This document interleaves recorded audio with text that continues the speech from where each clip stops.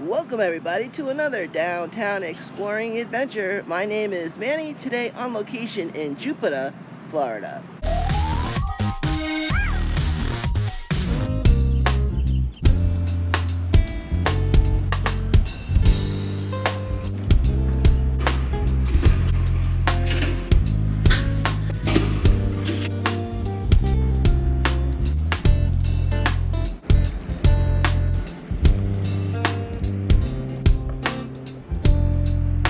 Located 87 miles north of Miami, the northernmost town in Palm Beach County, Jupiter sits at the intersections of the Loxahatchee and Indian Rivers, US 1 and A1A.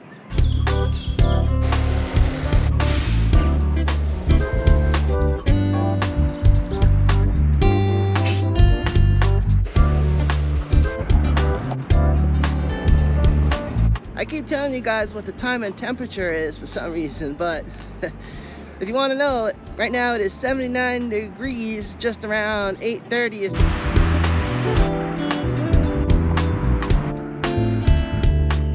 So on the corner of US 1 and A1A is this little plaza known as the Lighthouse Promenade. There's a couple restaurants and bars out there along the banks of the Loxahatchee.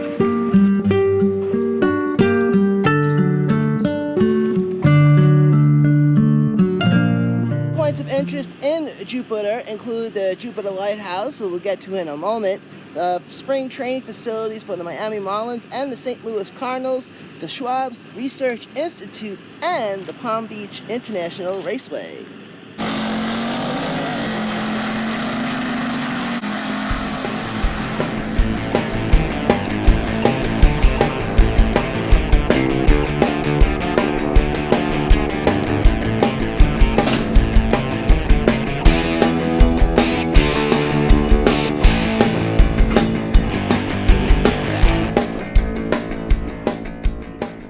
Alright, let's go check out this lighthouse. The landmark here in Jupiter is the Jupiter Lighthouse. Lighthouse was built in 1860 on what was rumored to be an Indian burial ground, but was later determined to be a sand dune.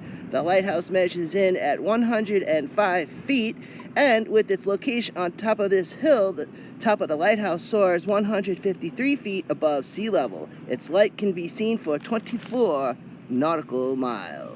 This is Lighthouse Park, just across the river from the Lighthouse Promenade, and there's this little beach right here. Check this out. I love little tiny beaches.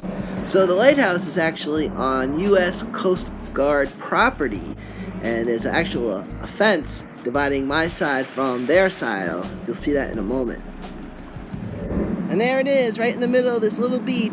U.S. military property, no trespassing, and no access beyond this point. And there it is, ladies and gentlemen. And it's U.S. military, so I'm pretty sure they are not messing around. That's fine. This is my side. Actually, this side probably belongs to the state of Florida.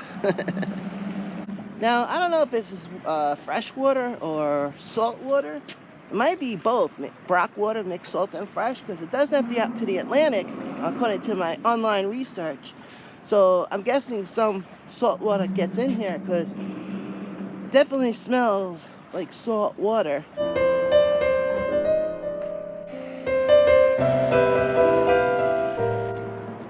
105 feet tall, the Jupiter Lighthouse is constructed with brick and built with double masonry walls in a conical shape, with the walls at the bottom of the tower clocking in at 31 inches thick, tapering down to 18 inches at the top, and was given its famous red paint in 1910, repainted in 2004 after Hurricane Jean stripped some of the original paint. A weather bureau station and signal station were added in 1889, oil house completed in 1859. So lighthouses back in the old days used oil to fuel the light. Basically, there was no electricity back then, and of course, when electricity was invented and became readily available, oil was no longer needed. But just imagine how much oil they had to use to keep that lighthouse lit. And even though lighthouses kind of really aren't needed nowadays, because you got radar and sonar and all this fancy stuff, But back in the old days, that's how, you know, mariners knew that there was land coming up. They saw that light. And you know what? Maybe they're not really needed, but who's to say that they can't be useful still? Hey everybody, thank you for watching today's video. There's a lot of stuff to see out there. Get out there and see it. And I will see you next time.